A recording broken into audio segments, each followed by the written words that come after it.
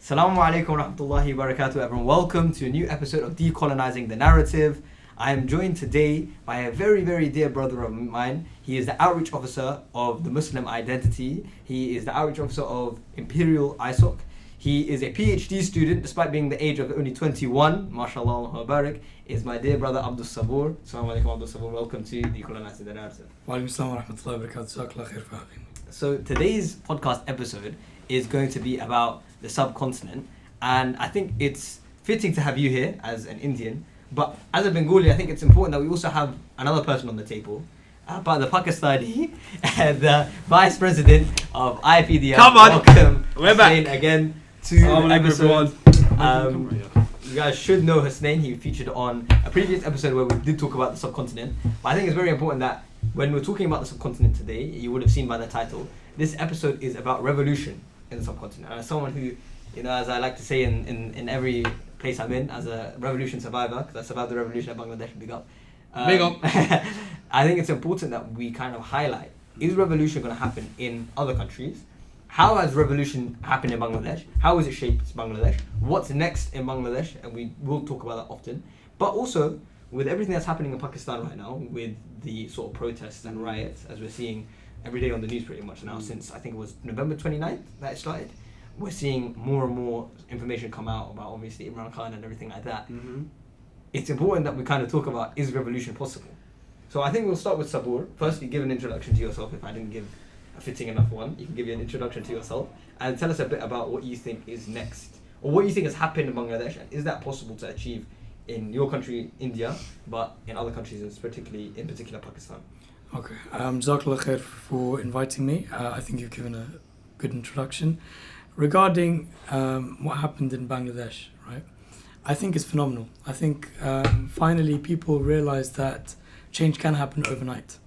And this is something that people don't predict. What we've seen in Syria, what we've now previously seen in Bangladesh, it's set a trend and an example to the rest of the Muslim world and the entire world that tyrants eventually they will be overthrown. Coming to your question about India, do I believe that this can happen in India? Personally, I do not. But as we've seen over history, whatever you think will happen, the exact opposite will happen, right? We can never predict what will happen. It's all in the hands of Allah subhanahu wa ta'ala. So, given that, Allahu A'lam, maybe it can. But will it be the type of revolution that Muslims in India want to see? Maybe not. Because I'm an Indian Muslim and I believe that there have been atrocities committed against Kashmiri Muslims and the rest of Muslims in other parts of India. But maybe the kind of revolution we want to see will not happen. However, Allahu A'lam. With regards to Pakistan, I believe that the people of Pakistan, they are brave and they do have a vision which can bring a lot of good change to the subcontinent. But it's about, can they organize themselves in a manner and can they sustain that vision, right? Will that vision be hijacked? The way it was hijacked in Egypt, the way it was, hijacked in other countries where the Arab Spring took over. And if it isn't hijacked, then what's the vision that they will hold in order for them to have sustainable change? And the same question goes for you, seeing as you're Pakistani, do you believe, especially with what's happening on the ground right now in Pakistan with the kind of revolts and protests in favour of Imran Khan, do you think it's possible that a revolution will break out of this, or do you think it's another thing where the Sharif family and the army will kind of put it down? Good question. First of all, assalamu alaikum to everyone watching. Bismillah ar-Rahman ar-Rahim. Iyaka na'budu wa iyaka nasta'in. Now, genuinely, I think when we talk about Imran Khan, I think we've got to keep one thing in mind, which is that right now, even saying his name can cause you a lot of trouble. Now, I'm not saying, alhamdulillah, we are in a good position, we're in a different country, we're away from all of the dirty politics that takes place in Pakistan. But being in a position where I have close friends and family who are also involved directly with the PTI, the Pakistan Tehreek-e-Insaf Party, so that's Imran Khan's party, it's very difficult to see any sort of improvement until the basics are right. Until you don't establish genuine truth, until your Supreme Court leaders aren't sold for a mere matter of biryani or chicken tikka or aloo, you'll be able to actually see proper change. And I think the biggest question that we need to ask is, when will this change come?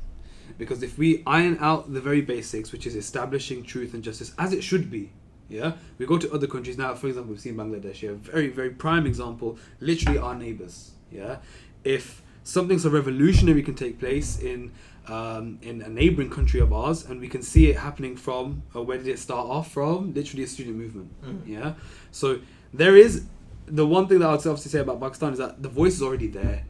It's just a matter of fact of when that voice will start to get actually heard, not just from the supreme leaders and the current ruling party and whatnot, but also on the global scale.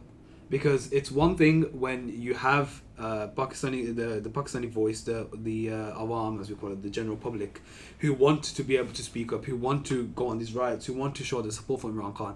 But it's another thing actually being able to manifest that, actually being able to action that. Because okay, fine, go and block all the motorways and whatever, right? But it's like, is that actually going to take Imran Khan out of jail? Is that actually going to bring the justice and the truth and the good that we want to see in community? Is that actually going to break down the poverty? Is that going to break down the homelessness? Is that going to break down everything else that we see that's wrong with the country? Who knows? Allahu alam. But one thing I definitely will say is there's definitely support for the cause. There definitely is an uproar waiting to happen. And I think it can only happen, from my limited knowledge of course, it can only happen when we iron out the basics. I think both of you raised very interesting points in regards to revolution. In particular in Bangladesh, when we're looking at the kind of how it happened, it started off, and I think this is the case with a lot of revolutions, things have been simmering for how many years? Even when I arrived in Bangladesh before the revolution took place, there was protests that were going on, and it was in protest of something so menial. Well, not menial, but something, it was a quota within the government, right? It was about, they were the grandchild of the revolution survivor, the initial revolution, 1971 revolution. That's what's quite interesting. If you're the grandchild of that, it had a certain status over other people, and they were just protesting that can it go down a few percentages. But what happens is, and I said this in another video I made, is that revolution just take one spark. One spark. You see this in Syria, you see this in Bangladesh. One thing happens, and suddenly everything changes. From Bangladesh, it changed from give us the quotas, like change the quotas, by students, mainly only students really were protesting it really, to step down Hasina the second a student was killed. Because if the student who was killed, he put his hands out and he said, if you're going to shoot me, because the military, the army were coming in and stuff like that, and the police. As soon as he was killed, that's when everyone knew this isn't going to end with a quota. They can give it 1,000,001 quotas, but it has to end now with the stepping down of Sheikh Hasina. The difference I would say in relation to Pakistan and Bangladesh right now is, in Bangladesh it was aimed at taking down one dictator, right? It was aimed at taking down Hasina because she was implementing dictatorial power and she was tyrant and she was doing X, Y, and Z. Fine. She was corrupt, used all her money used the money of the nation to support herself. And remember there was that post I sent you as well. That showed that she's literally empty. Literally, no. There was one thing. It was the metro that was made. In 6 months of it, the metro being made and thing, they had $18 million of revenue of profit. Okay, 2 weeks after the revolution had taken place and Hasina had gone, they had generated $17 million of revenue in just 2 weeks. So in that 6 months, where did all that money go? It went in her pocket. It went into funding whatever. Of course. It went to Modi. So this is the issue. But no, what I was saying is the difference here between Bangladesh and Pakistan, and I think this is a very important thing to lay out, is that Bangladesh, firstly, student movements have always had more of an impact. You can see in the language movement in 1952, the eventual freedom from Pakistan in 1971, it was done by mainly the students who were backing it. Then also, the military has far less control. And I think this is another question I wanted to ask you. I'm going to get onto that as well. Is the military in Bangladesh, they mainly follow orders and done. They don't have their own sort of control that they do in Pakistan, right? They don't even have 100%. That level of status or level of sort of power. Authority, right? Whereas in Pakistan, they have a huge level of authority. The highest level of authority. If someone's in military, they're top figure, right? So this is another thing. And the third thing is that we were protesting the system as a whole. The person who's ruling, we're protesting her, but we don't really want the way that the Army League is ruling. We don't want them. Let's remove them and let's come up with a different system. Whereas in Pakistan, they're not protesting the system as a whole. They're protesting the person. They're protesting the fact that this person should be the leader, or this party should be the leader. 100%. So it's not the system True. that they're trying to change, it's the sort of leadership that they're trying to change. You know what I mean? Whereas in Bangladesh, there's no leadership. I think you've got about, I'd say about 75% of the picture. You're definitely right. In Pakistan, what the ministry says goes, and everybody. I mean, there's an unspoken elephant whenever we ever mention the military, which is that we know who is behind the military, and it's the same powers that establish the very borders of the country as well. And it's like you can't necessarily say that it's just the military's fault. There will always be that upper hand that's on them.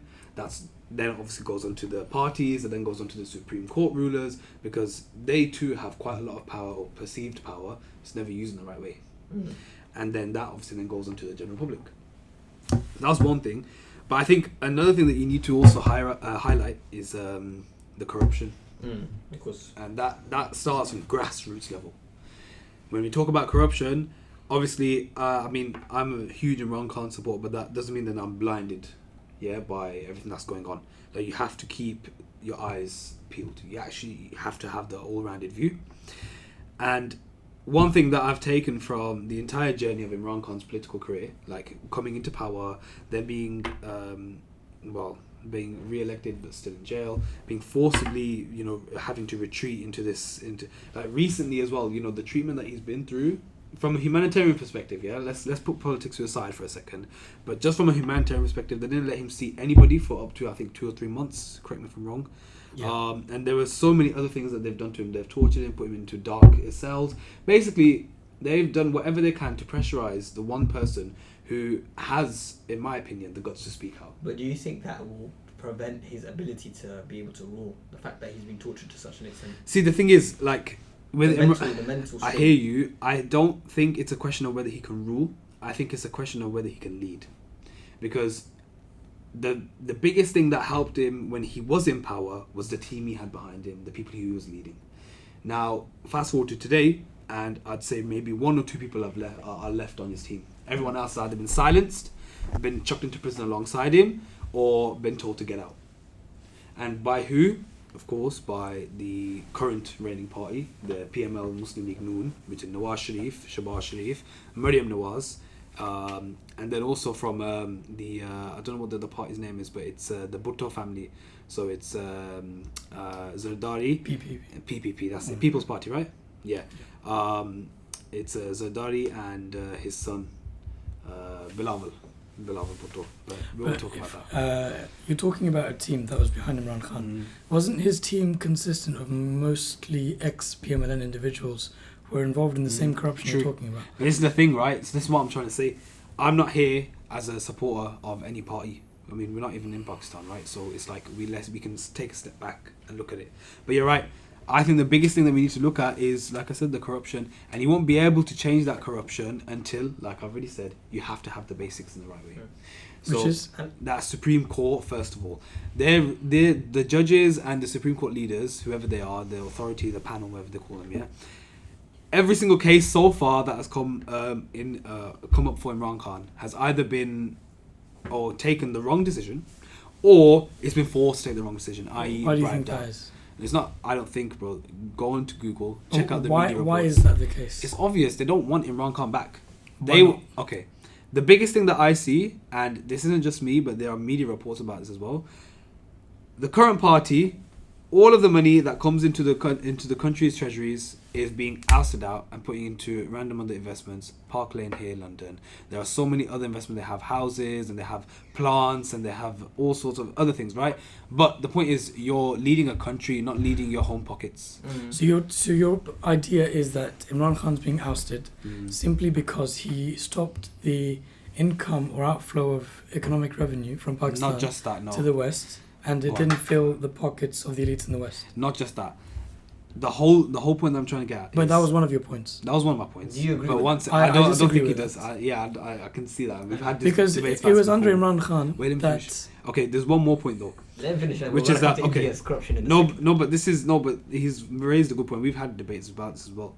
But I think even though that's definitely one of the biggest points, the other big point is that regardless of whoever speaks up for justice or truth, if it's anything that's against the military's agenda or the Western agenda that's being puppeted into the Pakistan community and the Pakistan Awam, you're going to get silenced. You're going to get put away. If we look at Benazir, she was gone.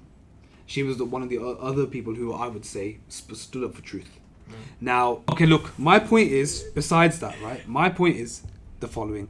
Yes. In simple terms, you won't be able to achieve any justice. You won't be able to achieve anything good if we're, like you said, in a system where we are basically compromising on the very principles that we need to establish. For example, Islam. If you're not going to establish true faith, you're not going to be able to get anywhere. But this is what this is my point. Is that I think the broad term of revolution, and I want to touch on India now for a second, because we're talking about a lot of corruption in Pakistan. Yes. Where do we begin with India?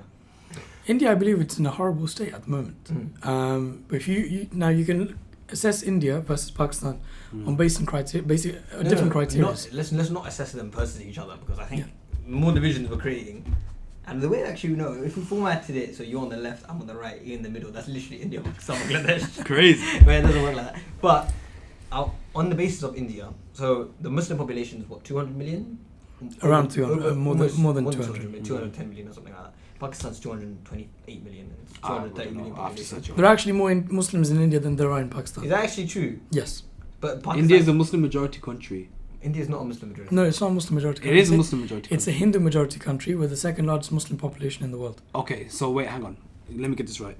So they've got a big Muslim population. Yes. But that isn't the first religion. No, because Hinduism is biggest. Yeah, Hinduism is There's largest. 1 billion Hindus in India alone. Okay, and there are how many Muslims again? 200 million. Around 250 is the estimate. Got you. 250 million. Okay. So, okay, why is it that when there's such a large minority, it's not like a small minority, it's a large minority, how is it that they're still persecuted to such an extent by Modi's government, by the Indian people, the sort of outlook?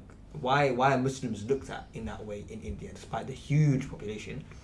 What's the reason for that? Would you say it's because of the existence of countries like Pakistan and Bangladesh which border India, or is it more historical reasons, or is there a scapegoat? What's the reasonings for that sort of? I'll first address your point about Indian Muslims being large in number. Numbers don't matter when it comes to authority. We've seen in Syria that it was the majority that was persecuted. Yeah. In Turkey, it was they were called the silent majority for the first 9 presidents of Turkey that were chosen one after the other. They weren't even chosen by the people, right? In India, I would say it's very multifaceted. You've got a government that has a very pro-Zionist ideology, the Hindutva ideology that was inspired by the RSS. And they look up to the Zionists and they want to ethnically cleanse Indian Muslims. And this is a known fact, everyone knows this. But that does not mean, so we have BJP in power, but that does not mean that Congress is any better. Indian Muslims, if we go way back, Indian Muslims actually wanted to leave India. And my family was one of these families that wanted to leave India to go to Pakistan. And what we had was Abdul Kalam Azad, who came and he spoke to Indian Muslims. And he said, no, don't leave. He said, don't leave. You have your tombs here, you have your mosques here, and your rights will be promised under this new government, and you will have prosperous lives here. And this was what we were promised. We were promised this by the Hindus, and that's the reason why we stayed. This promise has been broken. But it hasn't been broken because they wanted to break this promise. It's been broken because of the very infrastructure that they built, the very systems they built, so-called democracy, right? They put this system in power where a certain group of the elite will ensure that the legislation that they want is passed through this parliament. Anyone who enters this parliament only exists to pass legislation. Legislation that's not chosen by the people, rather it's chosen by those who put them in power. It's chosen by a certain number of elite, or the so-called establishment of every country. We believe that an establishment exists even in the UK.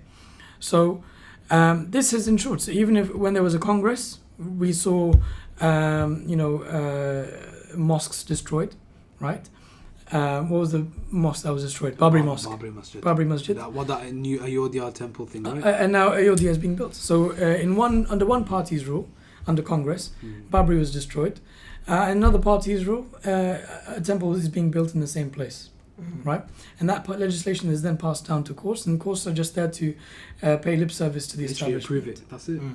So, I think the common theme in both Pakistan, Bangladesh, and even India is that corruption exists systemically on every single level.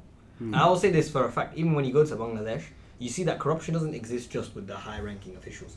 Corruption exists from the high-ranking officials to even the beggar on the street, to even the rickshawala who's cycling, who will get some money and then he'll pay another guy and then that person will come and give him money and then they'll do some other stuff. There was a very interesting news outlet in Pakistan and they asked a politician, they said, you politicians, you're involved in corruption and you can make a living and you can send your kids abroad. Yeah. Aam aadmi kya karega? What's the person on the street going to do? Correct. And you know what he said? He said, let them be corrupt as well. Astaghfirullah. And this is a politician saying this on TV. We're corrupt, that's fine. We're making a living. Let them be corrupt as well.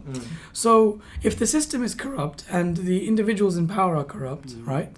What's the person on the street going to do? Obviously, he has to be corrupt as well to feed his family. So, but wait, before we carry on though, you know the point that we made before about justice? I want to go over that. From your perspective, obviously now, if I talk personally, I've already made it very clear, yeah. But the narrative that I put forward is what everyone else is saying, it's what the news reports, it's what everyone else is going about, okay? However, personally, like I said, we need to tackle everything from the grassroots level. What would you say is the best way in doing that? Look, the first thing we need to understand is that the West will tell us continuously that despots and dictators are the problem. They will not tell us that the very values we hold, that the very values upon which our societies were founded are the problem. We need to do what exactly Mahdi's been doing, which is decolonizing the narrative, which is showing how these ideas of the West tells us that, when Syria was liberated, the first thing that came up was women's rights. The first thing that came up was minority rights. No one talked about majority rights under Bashar. No one talked about the 1 million women who are in prisons in Syria. Yeah, of course. No one talked about that in Bangladesh. No one talked about that in Pakistan. But the moment there is a threat of another thought-based system or value-based system, boom, those cards come back up. Those cards come back up. Yeah. Okay, on that point, I think there's a big elephant in the room, and that's Kashmir. And I'm saying with the Indian and Pakistani, you actually agree on this issue. Yeah, of course. How does the subcontinent move forward with Kashmir? Does it become an independent state, or does it go and become part of India or Pakistan? As an Indian, and I've spoken to many Kashmiris, and I've been to Kashmir myself, majority of Kashmiri Muslims, and Kashmiri Muslims are what make up Kashmir. Apart from the pundits who are legitimately Kashmiri, they unanimously agree that Kashmir should belong to Pakistan. Okay, there is no dispute on this. Apart from a few, so-called scholars here and there, or so-called academics here and there, who would argue we need an independent Kashmir, which was not sustainable, and neither do the people want it themselves. India... Quick question, why is it not sustainable? It's not sustainable economically, it's not sustainable because the infrastructure in Kashmir does not exist. For it to be sustainable, it would take a number of decades, and India would not let that happen. So what do they do? What do we do going forward then? So the option that's been put forward to the UN by Pakistan is let there be a referendum in Kashmir where people are given the choice to choose between India, Pakistan, or an independent nation state. India has never accepted this. So they know that they will lose. They will lose Kashmir, right? Okay. So the only thing India could do was now you subdue the people, you make it the most militarized zone in the world, you systemically rape women there, and you control the population. And another issue that I think we should highlight as well is the Rohingya crisis, because that's within the subcontinent, that's in Burma, and that's an area that not many people really talk about when they talk about the subcontinent, even though geographically it's part of it, and some people say that culturally it's different and whatever. But the geographically, it's the only Buddhist area, majority area, other than Tibet, which is in China and whatever. It's the only Buddhist majority area, and so you'd think that Buddhism is more compassionate, or is more based on sort of their submission to. It's not really a religion. It's more that they view it as a theology. Right? Yet they are the people who are persecuting Muslims on an unbelievable scale. That 800,000 removed from their homes forcibly. In one of and it's literally a forgotten genocide in the 21st century. So as Muslims and as people in the West, and also as people from the subcontinent, how do we tackle that issue as well? Look, you're talking about the Rohingya, and you're talking about Buddhism. Buddhism has nothing to do with the decisions of Myanmar. Myanmar is a secular state, right? So when a secular state makes a decision, it makes it based on a secular basis. Aung San Suu Kyi was given the Nobel Prize. She's a Peace Prize winner, right? Peace is crazy. And it's absurd how the West has supported a despot and a dictator. And she was removed by the people of Myanmar. Now, when it comes to the decisions made, we know how... is it a surprise that the West is supporting them? Look at Israel right now. Not really. It's not a surprise at all. Surprise. Also, I would say We're not his point. just left yeah, and right. I know, but just on your point Sure. you made earlier is that we blame the despots, but I think that comes from the system. Exactly. What you were saying, it comes from the system. Yeah, that's the whole point. But also the whole point of the despots and tyrants. If we look at someone like, for example, Gaddafi, right? And this is complete No, but complete still, sidetrack, yeah? good context. In Libya, when he came in, everyone was in support of him, and even the most renowned, what's it called, scholars on this matter, or people who Experts are or experts whatever, on the yeah. matter. Mhm. They say Gaddafi came in with good intentions. Everyone agrees with that. He came Yeah. in with good intentions, but because he ruled for so long, Mm. it's undeniable the fact that he became, and this is human nature. This is actually human nature, and this is something we have to talk about in the subcontinent as well. Mm. Is that when there's a leader that comes in, there is an attraction when your country is going to rubbish. There's an attraction. One man saying, "I alone can solve these issues. You have to give me the power, and I will solve these issues alone." Mm. He then comes in. What he does is he solves some issues, but then he suppresses the masses. Mm. He suppresses the people, and then what happens is that he then thinks of himself as, "I am the man that deserves to rule over this country," and it's No, me but alone that who can rule over mindset this Muammar country. Gaddafi he had in the beginning. So Do you believe that Gaddafi had that? at the Muammar Gaddafi, when he came, how did he come in power? He did a coup. Yeah, He's a colonel. Yeah. He was a colonel who was on the lower ranks. He Yeah. rose up He the rose ranks, up to the ranks, yeah. and he overthrew the government in power. Yeah. And he could not have done this without the West's help. This is something that's But it was a Western-backed dictator that he overthrew. that's what the West has been doing over time. The West overthrew a Shah they put in power in Iran. Reza Shah Pahlavi, the West overthrew him. But who put Reza Shah Pahlavi in power? It was the West. So the West has no problem putting in dictators and then Yeah. removing them when they please. So what the West will do is the West will have an infrastructure in place. They'll put in a dictator. When the dictator has done his job or he's no longer doing the job, they'll bring another dictator. And they'll tell you that the dictator was the problem, not the infrastructure that the West allowed him to exist in. So an individual can only do something as long as there's an infrastructure But for him do to you do think that's something. the case with our countries, especially in Bangladesh? In Bangladesh and Pakistan as But well. would you blame the West for Hasina's power and her tyranny? No, the West was not part. Yes, of course I would blame the West. But blame the West alone. Not the West Not alone. alone.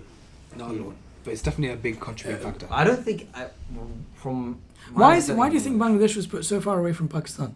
No, of course that was a decision that was made, but India's backing as well. But that's a different matter. Yeah, but again, It's Western influence. But I'm saying, with regards to Hasina's tyranny, Yeah. her suppression of the masses, her suppression of the media, that came with her trying to desperately maintain control. The sort of coup that happened, the revolution that happened, had nothing to do with the West.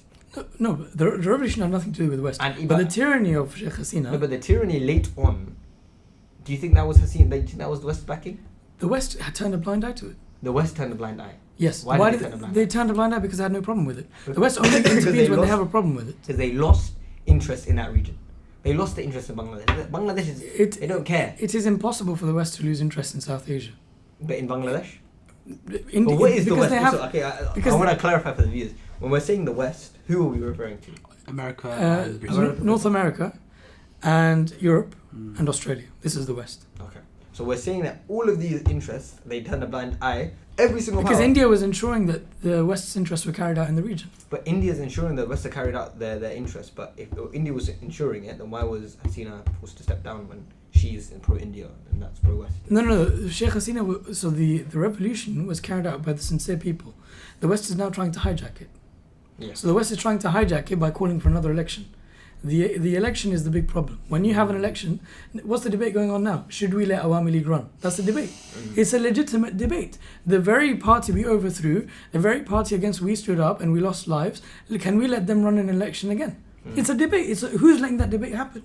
Why is there a discourse on whether or not we can let Awami League run? Yeah. Who is letting that discourse happen? There shouldn't Who be even that brought to up begin that with. idea? Who will ensure that this election happens and Awami League can run? So there is a possibility of Sheikh Hasina coming back.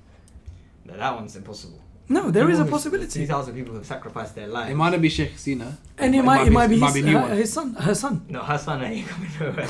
No, that's We what were he hoping may- that's not, what, but it okay, might if be it's a not new one. if it's not Hasina, it can be Khalida Zia. The whole point is, right, look, you've got that same party with the same principles, and not just that, but any democratic party, if it comes back, you ain't going to have that same Bangladesh that you've got right now. Yeah. And on top of that, let's go back to Pakistan. I'm just saying it because I think there's one thing that we need to say, which is that, again, if you don't iron out those basics, you ain't getting anywhere. And by basics, literally we are talking about this democratic procedure, this democratic process, which is handled quite literally by the military. And who's handling the military? The West. So this is something that we actually have to highlight, is that oftentimes recently, especially in recent times, there's a huge focus on the Middle East. Yeah. Huge focus on the Middle East. Everyone's talking about the Western's influence here, the Western influence there. In Syria, is the They're Western everywhere. influence there. They've got their fingers in and every then pot. Palestine and Egypt even. Okay, something can happen in Egypt. But I think the whole point of this podcast as well, I told you when I had you on last time, is that this podcast is here, the platform, the discussion, and the discourse even, of the fact that we're not here to just simply talk about one matter. Yeah. That we're not here to simply talk about one thing. Because remember when we were talking about injustice, we were talking about, in a different conversation, not in this podcast, but in I think the last episode, we talked about injustice. But injustice exists on every single level. Of course. Because it's easy to say, and this is not me saying anything, but it's easy to say Palestine, Israel, injustice. Easy. And we stand up against injustice. And it's easy to rally people around it. When you go to a place, let me give you one example. There's a place called Shatkira in Bangladesh. It's called Shatkira. Yeah? Very remote area of Bangladesh. Barely any internet there. The hotels there are they shut everything off at 10 p.m. The lights, everything off 10 p.m. They go to sleep. Everyone goes, the whole city goes to sleep at 10 p.m. Yeah? That area, we went, the average earning of a fisherman, because it's a mainly fishing city, you have what's called mangrove farm, forest, yeah, where you can go and it's the biggest forest in the world. It's very cool. That the average earning of the fisherman, guess how much it was a week? In dollars? No, Wow. in taka. I don't know the conversion rate. Okay, in dollars. $5? $5 a week, yeah. Probably less than that. It's 80 taka, which is about 50p. Look at that. A week. So we're talking about injustice. We tackle injustice. Everyone comes in now. The whole activist here, everyone's like, I'm tackling 50p injustice. is crazy. No one would even consider that. Then we look at another case study, and this is something that the motivating factor for me to start this podcast, and I'm telling both of you, and I'm saying to the audience, is when I traveled in July with my father, and we went around different areas, and we went to Thailand. Thailand, there was a city, and I think you know this as well. It was cool. It's not Phuket. It's another reason. Hat Yai. A few years ago, 80% Muslim. Now it's 50% Muslim. Whoa. There's now been a huge influx of the massage parlors, and you always know what happens in the massage parlors in Thailand. The massage parlors, a huge influx. They're trying to suppress the Muslim masses there. No one talks about that injustice. The fact that now Muslim business owners there are losing out a lot of money. Why are they losing out a lot of money? Do you understand? It's I'm not saying Western influence, but there's some influence there. What's happening? Why is there being suppression there? Then we look at in Congo, what happened in Congo. No one knows. So it's not just the West, Mahdi. It's the entire capitalistic nizam. but It's the very system. It's the entire world that exists. The entire world is run by capitalism. This is the thing. Okay, so now we're tackling the roots of the issue. Yeah. Why do you think capitalism is the root? Because the very organization of the organic needs and instincts of the people and the resources of the society are done based on a certain set of principles, which are capitalistic principles. So why does that lead to the injustice that we're seeing across let's not even go through the whole one. Let's go specifically South Asia. Why is that affecting the Rohingyas, the Indian Muslims, the Indian even not even Muslims, Indian Sikhs are undergoing a lot of issues now as Because well. any decision that is made is done based on the so-called national interest. When you go into British discourse or any even Indian discourse, the entire discussion is around what's the national interest, how the yardstick upon which they make decisions is what will increase my GDP. That's exactly what it is, 100%. right? And if that's the yardstick that the system uses, then what's the yardstick that the people use on the ground? This is why we see corruption, because now that's your yardstick. The yardstick in an Islamic system will be what meets the basic needs of the people. Yes. So now decisions are made to meet the basic needs of the people. Any scientific advancement that you have will be done so that you can fix people's problems, Correct. not so that you can make money. Yes. Okay, so let me ask you another question. Go on. Is that we're talking a lot about Islam, and I know this might come across as like, oh, okay, but let's forget the idea of establishing anything right now. Yeah. Let's talk about within the system, okay? In Bangladesh, there's Jamaat Islam. In Pakistan, it's something similar. What's it called in Pakistan? Is it Jamaat as well? It's called There's Jamaat Islam in There's Pakistan. Jamaat Islam. But is that the main Islamic party in Pakistan? You could call PTI an Islamic party, but it doesn't label itself as that. Okay, so let's say these parties. In India, there's let's just keep. There is Jamaat Islam in There's India. Jamaat Islam in India, but they're not going to win anything right now. Let's just assume that they're not going to, especially with Modi. Let's hope Modi gets gone, but then who's going to come in to replace him? But I'm saying it's particularly in Bangladesh, Rajiv Gandhi. particularly in Bangladesh and Pakistan. Is there scope for the Islamic parties to gain control over the people and the politics in that country? And I want your perspective as well. Even if there is scope, I believe it can't change anything. It can't change. So, Yes. but do you believe there's scope? That wasn't the question. It's not just a change. I'm saying, is there scope? Is there scope for them to win an election? Possibly, because if there is public sentiment and if the public in Bangladesh, specifically looking at Bangladesh, because in Pakistan, Jamaat Islami is not part of the discourse. Yeah. It's either PMLN or PTI. There is no other party. In Bangladesh right now, internally within the system, there are three big players. It's BNP, Awami League, and Jamaat Islami. If there was to be a successful, election, the most probable outcome would be a coalition of BNP and Jamaat Islami. Jamaat Islami will most probably not win the entire election by itself unless it is part of a coalition. But if it was to be part of a coalition, it would have to give up on a lot of its ideas in order to win. Okay. Ananti, do you think? Look, Yeah. for Pakistan, it's very simple. PTI is already winning elections. Okay, if we're going to talk from an electoral perspective, the whole Awam, or maybe not the entire Awam, but I'd say a very big majority is definitely backing PTI. Okay, so it's thinking about whether, okay, PTI is winning, why are they not being able to come back then? Right, and that's literally the whole debate. That's the whole reason as to why I'm even here. It's like, why are they not being allowed? Because I keep reiterating, because it is the truth. You're not going to get anywhere until the basics are solved, until military is ironed out or the upper But hand. how does that happen? But this is the thing, right? That's the question. Because Look, this is How do you iron out the this military? is a key Wait. thing. We identify a problem, and we've identified many problems. Yeah, And yeah. it's very easy to identify. but you need a solution. And it's very easy to say, okay, listen, in Bangladesh, we identified the problem 16 years ago, mate. Hasina's the problem. Okay, Hasina's a tyrant, she's a dictator, she's this, that, whatever. Fine. We identified the problem. But it only happens once, where there's one spark and then there's an action. What is that action? So to make the military be in check, or to make the Sharif family to go, what is this Sharif family, solution? I'll tell you one thing, right? The Sharif family won't go anywhere because they are the face of the higher powers that we've already mentioned before. Which is the army. The army, who are obviously they've got their own higher powers, and that we've got to be very conscious Yeah, of. just can you Um, take close? But look, I mean, I don't come from a very well versed political background, so I only have very limited knowledge. But what I will say is this: if you want to get anywhere, if you want the military to remove their power, the only way you're going to be able to do that is by two things. Either the Awam gets stronger, the public gets stronger, similar how we saw a revolution in Bangladesh, where, okay, the student movement, they had a say. But the problem with the Pakistani Awam is that they might have a say, but having that right course of action and that right direction and know what to do is very difficult when your country is basically managed from external sources I anyway. want to take that and pose a question to Sabur. Is that with this, what we're seeing in Pakistan right now, there's sort of unrest, there's sort of something simmering, right? Do you believe that there is possibility for that to get Imran Khan out of prison and then No, because the army has too much Yeah. influence and the too army much has power. too much influence? So The crux of the issue isn't solved. So you can't. No. So look, Imran Khan coming back is, in my eyes, it's something that will never happen. Even if there was to be a systemic change and everything happened, Imran Khan wouldn't come. And if there was to be an election, Imran Khan wouldn't come. So Why? Because it's not in the interest. Who would want to change the system? It will not be in the agenda to bring Imran Khan back. Anyone who wants to work within the system, right, and the system is controlled by foreign powers or the military, it's not in their interest to bring Imran Khan back. So the people's will is not Imran Khan specific. The people have a sentiment, which is what they want. They want to see change. The only hope they see is Imran Khan. Yes.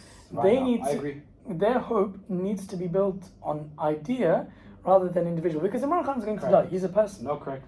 Yeah, oh, so That is why I agree with 100%. No, I'm so saying, Imran Khan is going to die. because you're right. Look, But this is what happens, and this is not my favorite Imran Khan, but this is what happens in general when we see the subcontinent. We see our Muslim world. What it does is it puts a leader on a pedestal, and then the idea gets centered around the leader. When the leader, and as you can see, if you go back even to empires, right? Timurid Empire. It was centered around Timur. Second Timur dies, his son can't carry on the dynasty. Done. The Seljuks. It was centered around Alparslan, then Malik Shah. After Malik Shah died, splintered. No one knows what's going to happen. So it happens very often, even when you look at different empires, it gets splintered because it's centered around one person, and that one person can be. okay. Because it's not based on, it's based on a leader as opposed to a system. That's the fundamental issue. That's why you don't have that sort of growth. But this is the thing, right? Romanticization of a particular person, especially like if they become the identity of that country. For example, now I don't know what he's gonna say, but I don't care. I genuinely at this point, I would say that vast majority of Pakistani Awam, the Pakistani public, romanticize Imran Khan so much that they say that he is the identity of Pakistan. He is the international. He's the international face. Everyone thinks of Pakistan. Think, yeah, Imran Khan. What do you think of that? To be honest, you lost. I would disagree with that, and I think it's irrelevant to even talk about that. Okay. Because Why? If we want to talk about the betterment of Pakistan, we need to stop looking at it from a PML and PTI perspective. I agree. And if we continue that discourse, we're part of the problem. Yeah. Yes. We should no longer continue. We need to now thinking 100%. outside. We need to start thinking outside the box. I agree. And start thinking, okay, PML and PTI, they're irrelevant. They're a bunch of people, and they're all working for themselves. How can we work for the Awam? How can we meet the basic needs of the people? How can we increase the political literacy of the people? Because that's the immediate concern. We need to increase the political literacy of Pakistani people. But this is the thing, right? Like right now, the only people who are doing that are like charities or international aid organizations. No, charities and international aid organizations. They're the only ones who are giving any sort of actual help to the Awam, whether it's political education, whether it's actual literature in general, whether it's like dealing with poverty, wherever it is. Literally, charities are the only people who are actually delivering any of this change. For example, now, Maryam Nawaz, who's already said before that she needs to, or that she's going to release these packages, and you've probably seen it, everyone's seen it on the news. But just before I finish my point. It doesn't matter what they're going to do, because if they're going to carry on doing it, there is still a massive amount of people that still haven't targeted. They're doing it on purpose, and then on top of that... Because this is not the job of an organisation, it's the job of the system. It's the job of the people. But this is my point. It's the job of the people to even do it nonetheless with the system. But that's irrespective of the system. Exactly, and right? that's my True, point. That's why we need to have the idea at the top. That value, that people intrinsic value, is instilled by the system within the people. The Prophet ﷺ, when he was in power in Medina, he ensured that the system told the people, and it facilitated for the people to assist one another. Where people, they stepped up to marry widows, where people stepped up to give home to the homeless. Everyone had a responsibility. The system did that. It organized them in a God-centric way. Yes. This society can't do that, and an organization can't do that that's my point. until an organization acquires authority. To bring any form of change, you need authority. Yes. You can't do that as an And I think organization. this is the best point to kind of end it on, is that no real change will happen in subcontinent, as much as we talk about India, Pakistan, Bangladesh, if we're not the one holding the pen. If we're not the one, or if we don't have, or the people whose ideals we have, or who have our similar ideal, don't have authority, don't have power. So I think this is something that we've kind of reached from, no matter how much discourse we've had about identity and this and that and whatever, is that ultimately, without authority, without power, you're not going to make a tangible. So that's the only way in which change will actually come about. But I think now we've reached a point. Do you guys have any final words in regards to what we said? No. Jazakallah khair for inviting us, and I believe it was a good discussion. And you know what? This is one thing that I like as well about your podcast. Like, we can be raw, we can have our own opinions, we can disagree, but at the end of the day, what we're talking about is going to bring change. It's going to bring truth, and we are, the whole point of this podcast, as you said, is to decolonize the whole thing. We want to understand not only the world around us, but then actually have actions to be able to facilitate that, inshallah.